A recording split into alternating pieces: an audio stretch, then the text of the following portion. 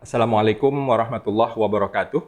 Sahabat kinerja sekalian, kita jumpa lagi dalam acara diskusi kinerja. Kali ini di sesi ke-6 di tahun ini, di Oktober minggu kedua ya. Kita akan membahas bukan sebuah teks dokumen, tetapi kinerja membaca kali ini saya ingin mempresentasikan sebuah masalah yang selalu terjadi di sekitar kita, tetapi di kalangan profesional HVAC seolah-olah diabaikan, ya, dan baru mengemuka kalau sudah terjadi masalah dan kita dipanggil sebagai pemadam kebakaran. Apa itu? Masalah kondensasi.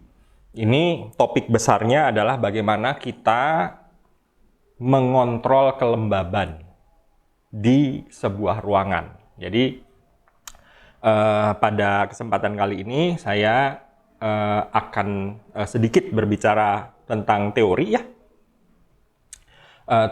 teori psikometri, apa itu psikometri, dan kemudian sedikit teori tentang kenapa kondensasi itu bisa terjadi, dan bagaimana mengontrol kelembaban, dan terakhir saya ingin menceritakan pengalaman pengalaman kami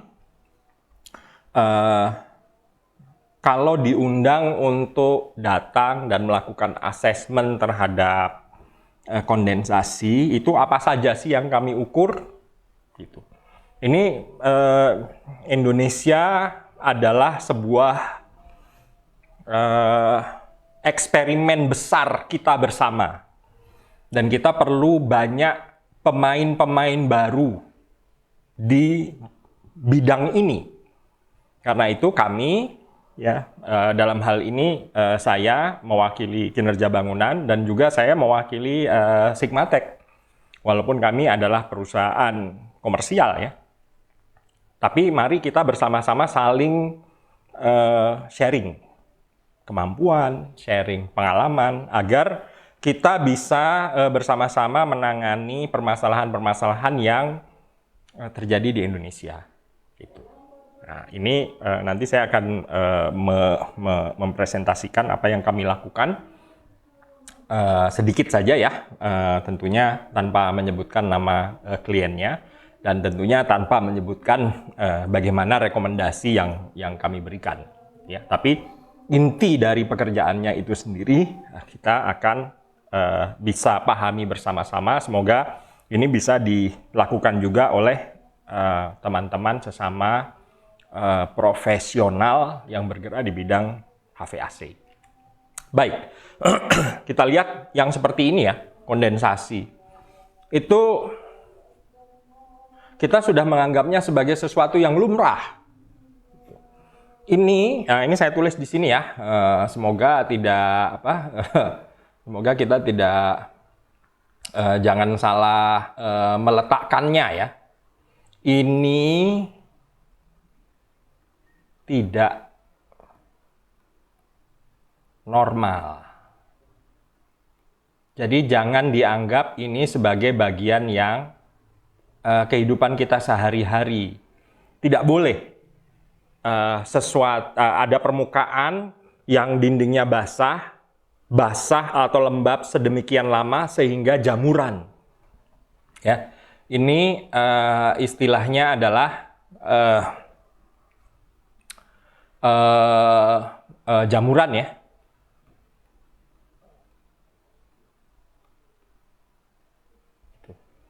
Nah, jamuran itu jangan dianggap sebagai sesuatu yang normal, atau jangan dianggap sebagai sesuatu yang masalahnya hanya kosmetik, sehingga solusinya adalah dicat. Jangan, please. Ini tidak normal, dan ini bukan masalah kosmetik. Artinya, kita harus mencari tahu apa yang menyebabkan permukaannya itu basah in the first place. Karena kalau tidak basah, dia tidak akan jamuran. Ya. Nah, itu yang kita ingin angkat isu ini di sini. Kalau di luar negeri, di beberapa negara lah setidaknya, kondisi yang seperti ini sudah cukup untuk membuat bangunan itu ditutup. Kalau bangunan itu adalah bangunan publik ya. Ditutup bangunannya dan pemilik bangunan atau pengelola bangunan itu dipaksa untuk melakukan tindakan yang mitigasi. Ya, dicari penyebabnya apa, diperbaiki dan kemudian baru dicat. Ya. Itu yang kita ingin mulai kita ingin mulai biasakan bahwa yang seperti ini itu tidak normal. Nah, apa sebabnya? Nah, saya ingin kembali kepada teori udara basah. Ini kita sebut sebagai psikrometri.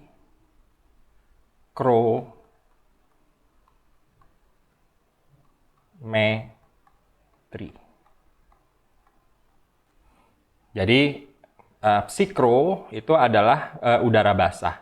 Jadi, udara by default itu selalu basah. Ya.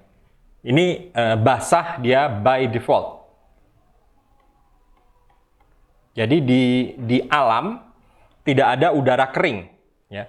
Udara kering itu pasti dibuat. Tidak ada udara kering di alam ini. Artinya, dalam setiap volume udara, ya, ini katakanlah di sini 1 kilogram udara, ya, pasti ada kandungan uap airnya.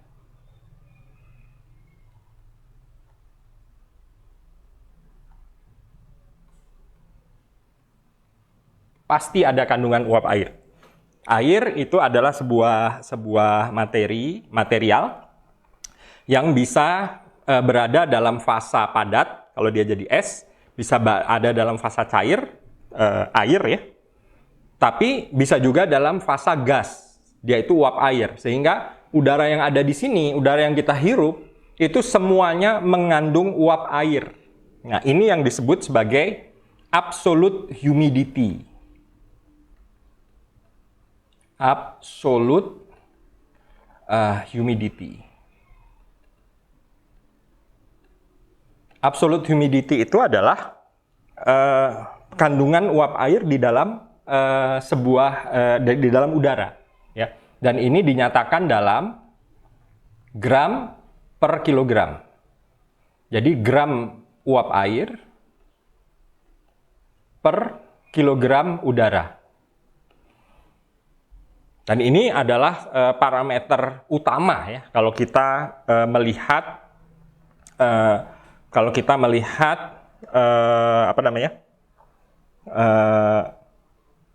kelembaban dari sebuah udara. Nah, hanya masalahnya di dalam pengukuran dalam praktek sehari-harinya yang kita ukur itu adalah biasanya ini temperatur udara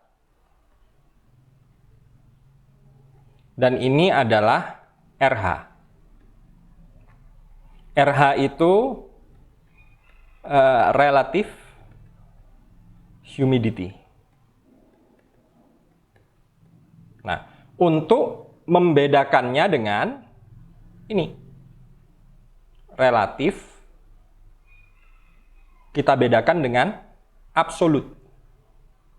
Nah, jadi kalau absolut itu kita nyatakan humidity-nya dalam berapa gram. Tapi kalau relatif, nah ini kita nyatakan dalam persen. Jadi relative humidity itu dalam persen. Ya.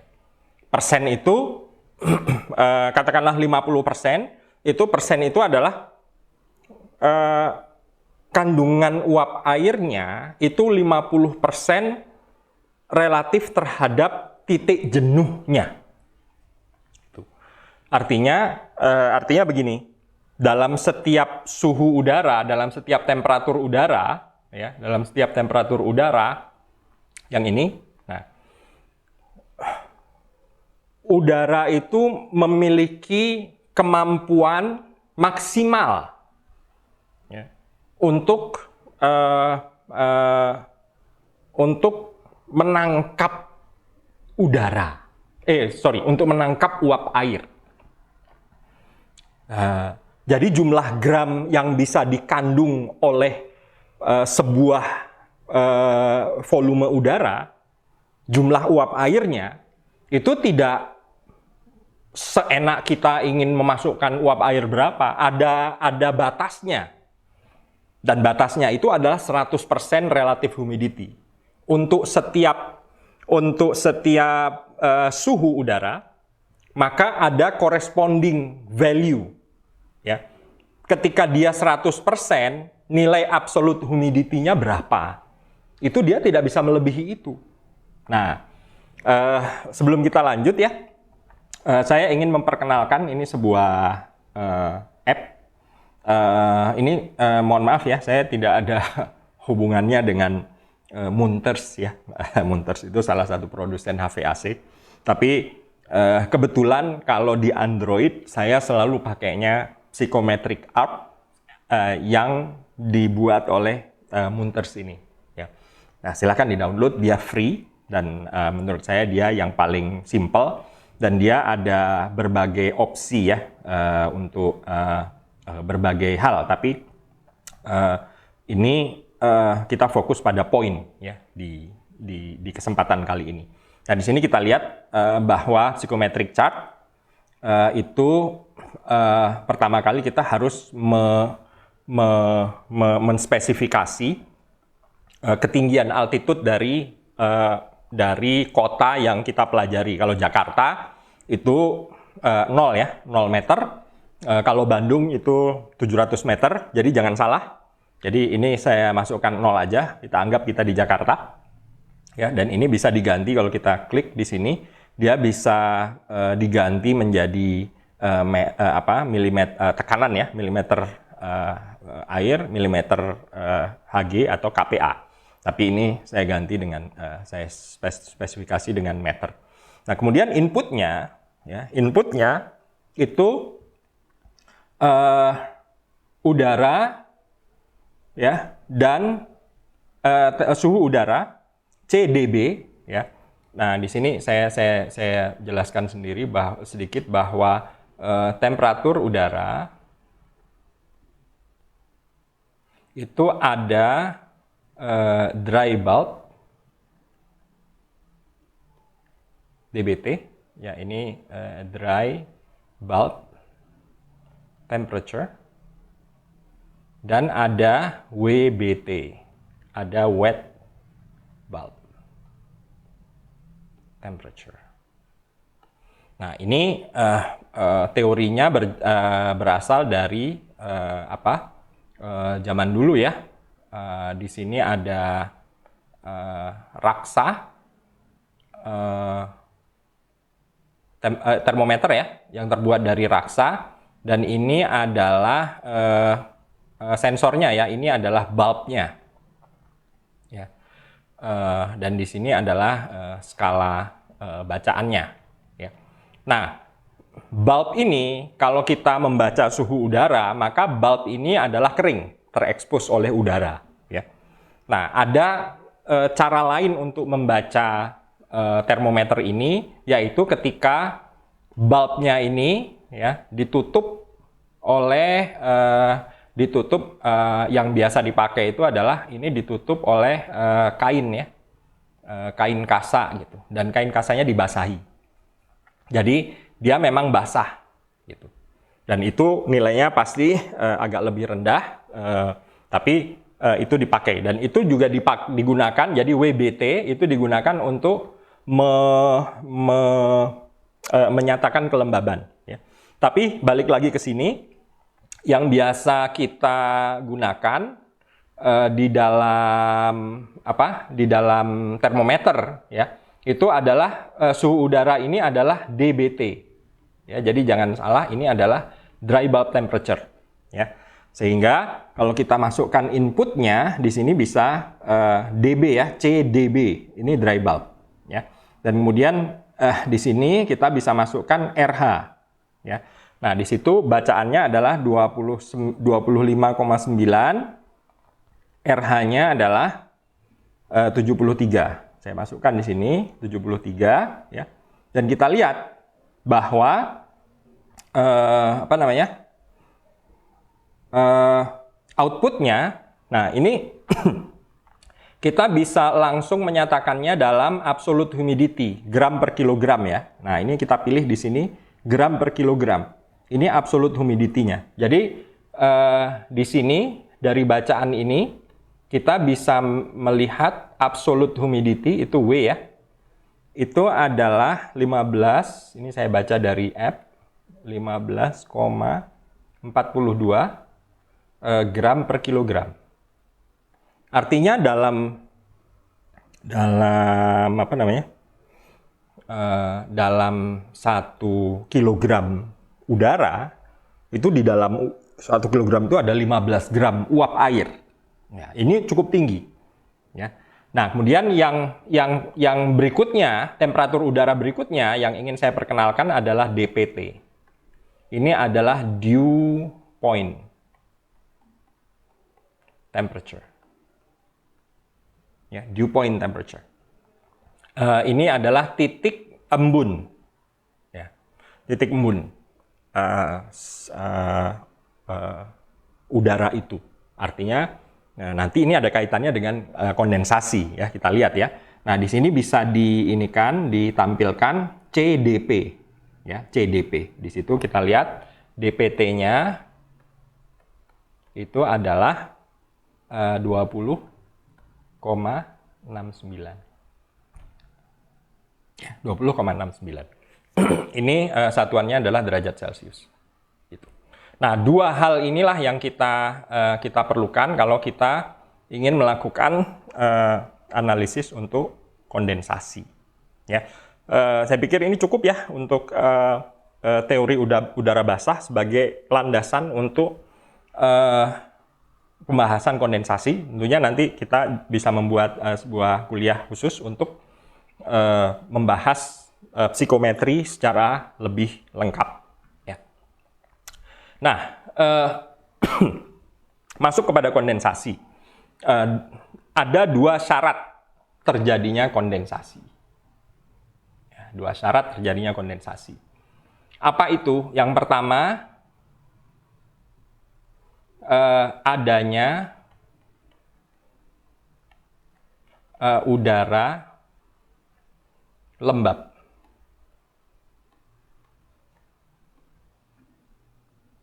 Dengan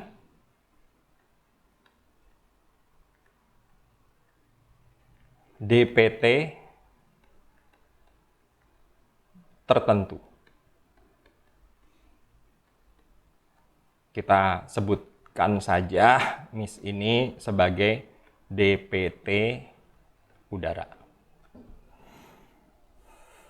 Ya, misalnya yang tadi ini DPT-nya adalah 20,69. Itu udaranya lembab. Syarat yang kedua itu adanya permukaan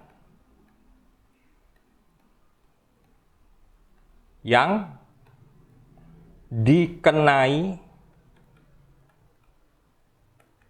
oleh udara itu. Itu yang temperatur permukaannya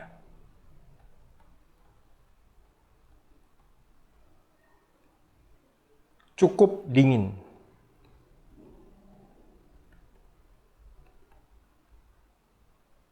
Katakanlah T permukaan. Ya. Nah, dari sini, dua ini, kita tuliskan kondensasi terjadi bila bukan beta, bila TP itu kurang dari dpt. Jadi kalau ada bidang permukaan, di sini dia adalah T permukaan, dan kemudian di sini ada udara.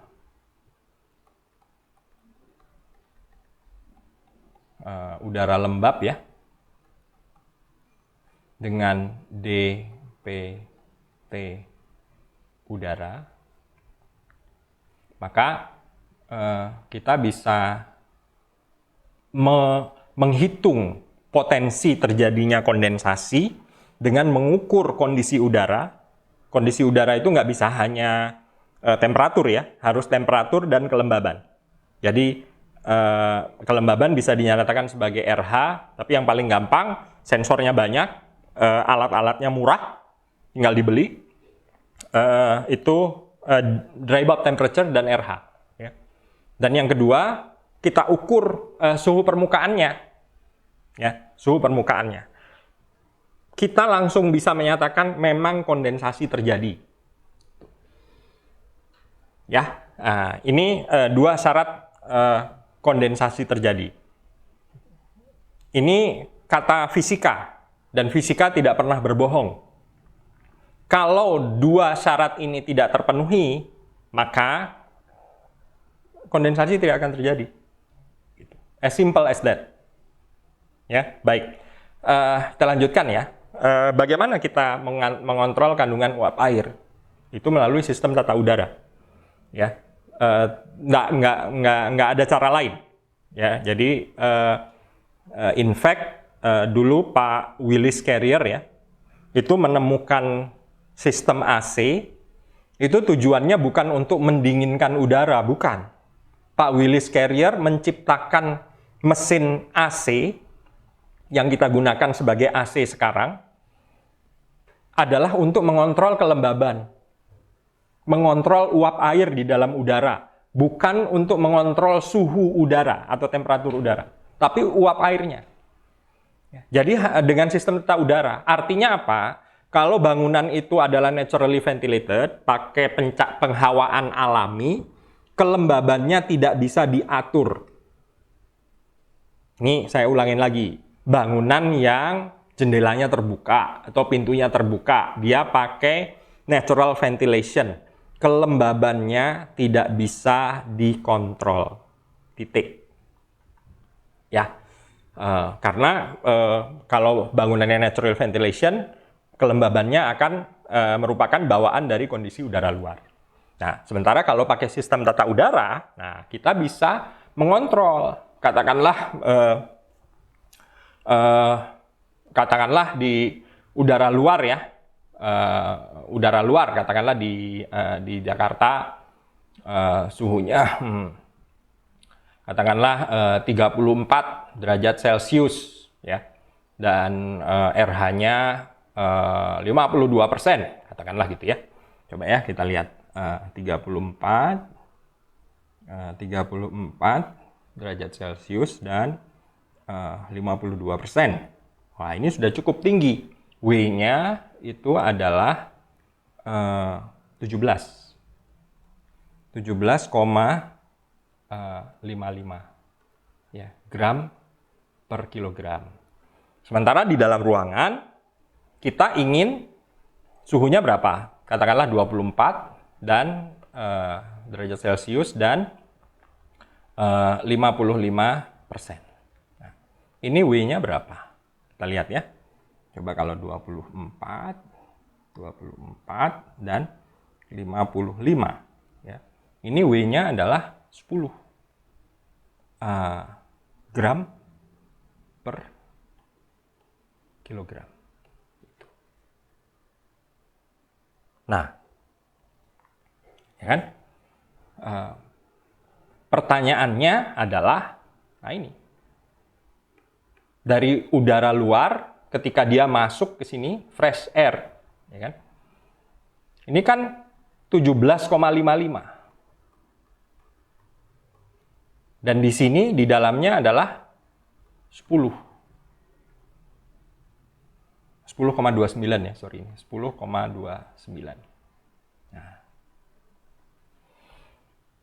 Nah, ini ada sisanya, ya, sisanya. Ya. Ini 7, berapa nih?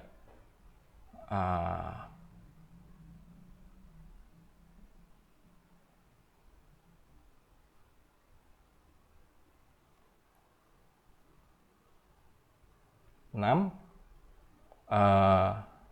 2 ya, 26 ya. Ya, 7 gram ya. Nah, 7 gram ini kan harus dibuang. Harus dibuang. Di mana dibuangnya? Dibuangnya di sini, di cooling coil. Kita mengenal adanya drain pan, drip pan. Ya. Jadi memang di cooling coil itu terjadi tetesan, kondensasi memang istilahnya. Ini dihujankan ini. Dan hujannya dia harus sebesar ini. 7 gram uap air per kilogram udara. Netes ke situ. Ya. Dan dibuang, bukan dibuang kalau dalam green building sekarang air itu adalah air bersih, harus dimanfaatkan ya. Nah, tapi kalau dalam AC split biasanya langsung dibuang itu AC drainnya. Jadi setiap cooling coil pasti dia menghasilkan air bersih, ya, yang merupakan air kondensasi. Nah, bagaimana caranya mengatur supaya di sini benar-benar hasilnya bisa benar-benar bisa 10, ya, tidak terlalu kering dan tidak terlalu basah, gitu. Nah, makanya dihitung berapa suhu coil agar kondensasi ini terjadi. Ya, saya nggak akan mendemonstrasikan di sini ya, bagaimana caranya menghitung, tapi itu adalah tugas dari sistem tata udara untuk mengontrol mengontrol uap air di dalam ruangan. Jadi, uap air di dalam ruangan itu bukan kecelakaan. Bukan sesuatu yang terjadi out of the blue. Harus direncanakan. Kalau tidak direncanakan, ya nanti ngawur jadinya. Ya, itu perencanaan sistem tata udara. Nah, kita masuk topik berikutnya, bagaimana pengukuran untuk asesmen kondensasi. Kalau kita ada klien atau ada bangunan yang melaporkan di sini ada kondensasi, apakah bisa diukur, Pak? Bisa, bilang aja bisa. Gitu.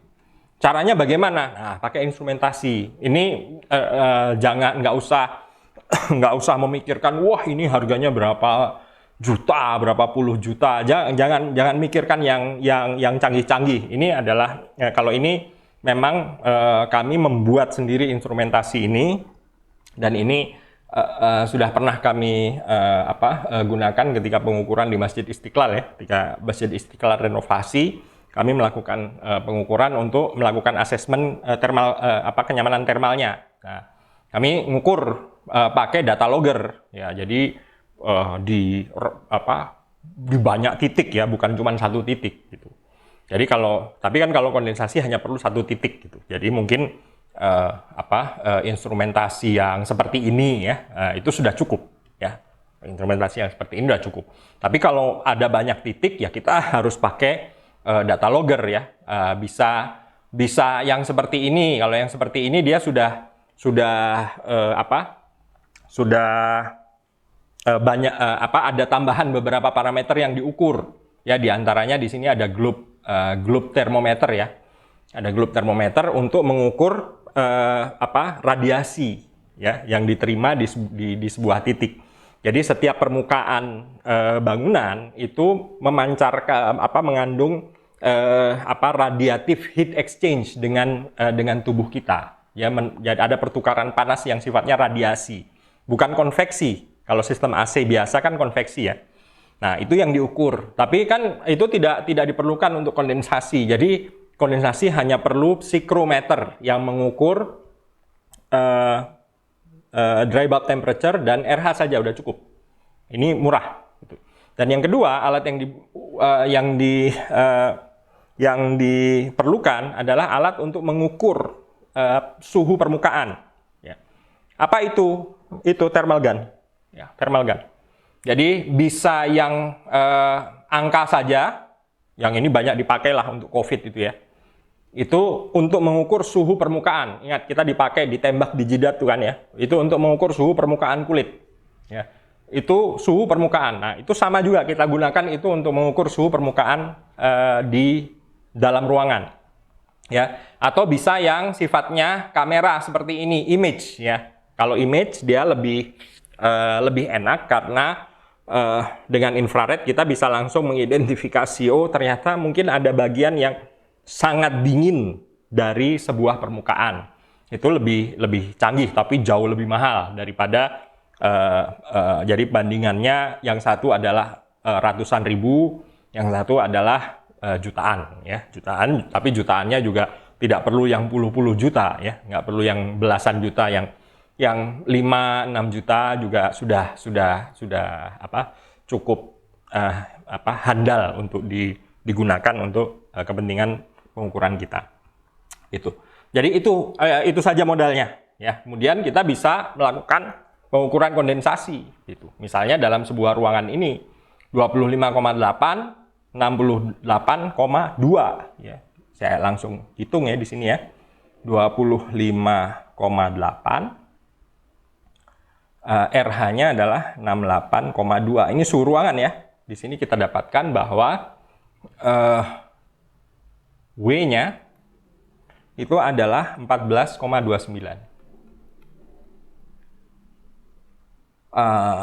Dan DPT-nya itu adalah 19,5. Ini derajat Celcius, ini gram per kilogram.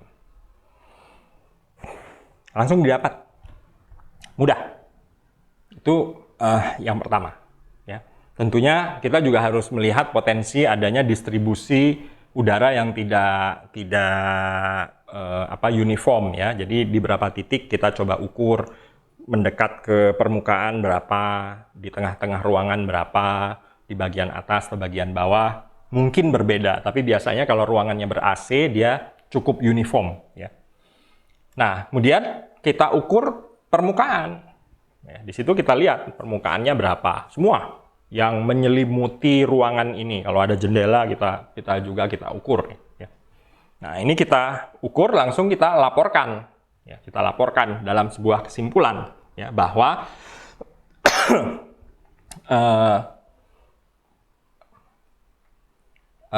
di kondisi udara ya, di situ kita bisa langsung laporkan bahwa ini kita lihat ya, ini kan suhu permukaan ya, dan ini kita bandingkan dengan ini. Mana yang lebih rendah ini? 19,1. Di situ ada potensi kondensasi. Udah pasti itu lantainya dingin. Nah, ini langsung jadi temuan, langsung jadi fakta. Ya, ini fisikanya begini. Ya. Nah, kan tapi tidak cukup hanya kesimpulan. Nah, terus yang jadi masalah adalah rekomendasinya apa? Rekomendasinya apa gitu.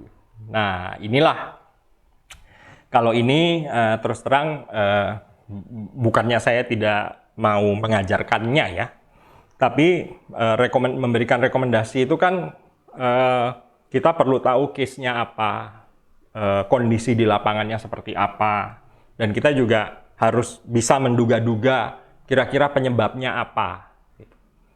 Jadi cara memberikan rekomendasi atau ini adalah solusi ya. Kita harus cari tahu dulu penyebabnya. Dan itu tidak lain adalah teori dari penyebab kondensasi. Jadi yang pertama yang kita harus lihat adalah apa yang menyebabkan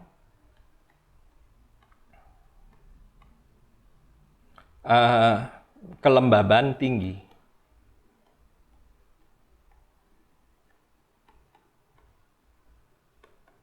Ini dulu kita cari tahu kenapa dia menyebabkan.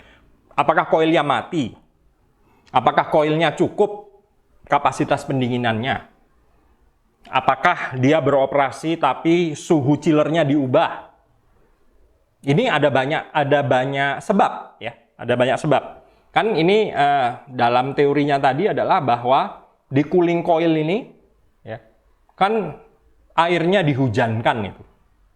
Disitulah kita mengontrol kondensasi. Ya. Atau jangan-jangan di dalam ruangan ini ada infiltrasi dari luar, infiltrasi. Ya. Ada banyak cara udara bisa masuk ke dalam sebuah ruangan. Jadi ini kita cari tahu apa yang menyebabkan kelembaban tinggi. Ya, kita telusuri. Dan yang kedua, kita cari apa yang menyebabkan apa satu lagi? Suhu permukaan.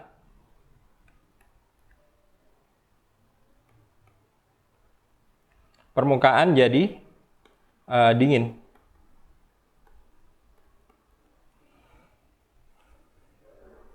Jadi solusi dari masalah kondensasi itu hanya dua saja, atau kombinasi dari dua hal.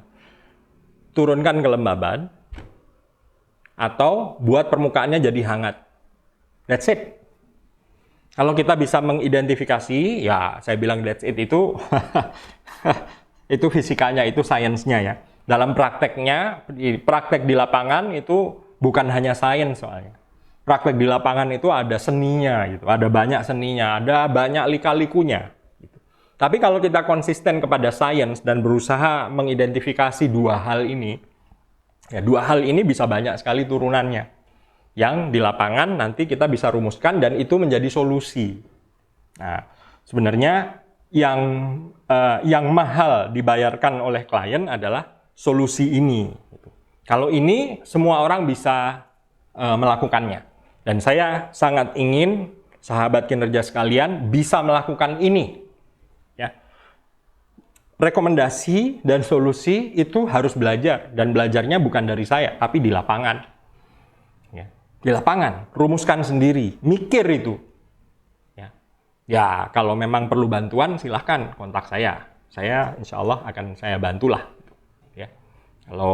Kalau sifatnya hanya mereview beberapa hal, ya insya Allah saya bantu pro bono ya, gitu. Karena ini masalah besar ya, masalah besar di sekitar kita ya, kondensasi di sekitar kita. Nah ini kita ingin mengatasinya bersama. Sahabat sekalian, saya pikir sudah cukup panjang sesi kinerja membaca kali ini, tapi saya senang sekali saya bisa mengangkat apa yang kami lakukan ya. Cukup sering sebenarnya, ya nggak sering-sering amat, tapi terlalu sering lah kalau kita beranggapan bahwa ini seharusnya tidak terjadi bila sistem tata udara dirancang dengan baik. Nah, saya senang sekali bisa sharing sesi ini kepada sahabat kinerja sekalian. Semoga bisa bermanfaat untuk memperbaiki dunia bangunan di Indonesia. Itu saja, kita jumpa lagi dalam sesi berikutnya. Assalamualaikum warahmatullahi wabarakatuh.